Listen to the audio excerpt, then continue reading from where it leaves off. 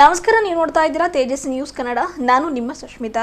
ಬೀದರ್ನಲ್ಲಿ ಆಗುತ್ತಿರುವ ಅಪಘಾತಗಳನ್ನು ತಡೆಯಲು ಶಾಲೆಗೆ ಹೋಗುವ ಮಕ್ಕಳ, ಅತಿ ಮುಖ್ಯವಾಗಿ ವಯಸ್ಸಾದ ಹಿರಿಯ ಜೀವಿಗಳ ಒಂದು ಹಿತದೃಷ್ಟಿಯಿಂದಾಗಿ ಜಿಲ್ಲಾ ಪೊಲೀಸ್ ಇಲಾಖೆ ಸಂಚಾರಿ ಪೊಲೀಸ್ ಅವರು ಮಹತ್ವದ ಕಾರ್ಯ ಮಾಡಿದ್ದಾರೆ. ಬೀದರ್ ನಗರದ ಪ್ರಮುಖ ವೃತ್ತದಲ್ಲಿ ಕಾರ್ಯಾಚರಣೆ ನಡೆಸಿದ ಸಂಚಾರಿ ಪೊಲೀಸರು ಸಂಚಾರಿ ನಿಯಮ ಉಲ್ಲಂಘಿಸಿ ಅವಶ್ಯಕತೆಗಿಂತ ಹೆಚ್ಚಿನ ಸೀಟ್ ಹಾಕುತ್ತಿದ್ದ ಆಟೋ ಚಾಲಕರಿಗೆ ಪೊಲೀಸರು ಬಿಸಿ ಮುಟ್ಟಿಸಿದ್ದಾರೆ.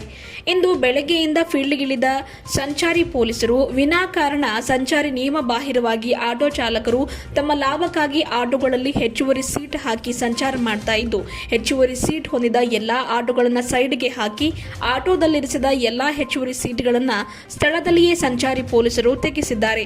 ಜೊತೆಗೆ ಪ್ಯಾಸೆಂಜರ್ಗಳ ಹಿತದೃಷ್ಟಿಯಿಂದ ಯಾವುದೇ ಕಾರಣಕ್ಕೂ ಕೂಡ ಇನ್ನು ಮುಂದೆ ಆಟೋಗಳಲ್ಲಿ 3 ಪ್ರಯಾಣಿಕರಿಗಿಂತ ಹೆಚ್ಚುವರಿ ಪ್ರಯಾಣಿಕರನ್ನ ಕರೆದೊಯ್ಯದಂತೆ ಸೂಚನೆ ನೀಡಿ ಸಂಚಾರಿ ನಿಯಮ ಪಾಲಿಸುವಂತೆ, ಹೆಚ್ಚುವರಿ ಎಕ್ಸ್ಟ್ರಾ ಸೀಟ್ಗಳನ್ನು ಆಟೋ ಚಾಲಕರು ಬಳಸುವಂತಿಲ್ಲ ಎಂದು ಸಂಚಾರಿ ಪೊಲೀಸರು ಆಟೋ ಚಾಲಕರಿಗೆ ಸೂಚನೆ ಕೂಡ ನೀಡಿದ್ದಾರೆ.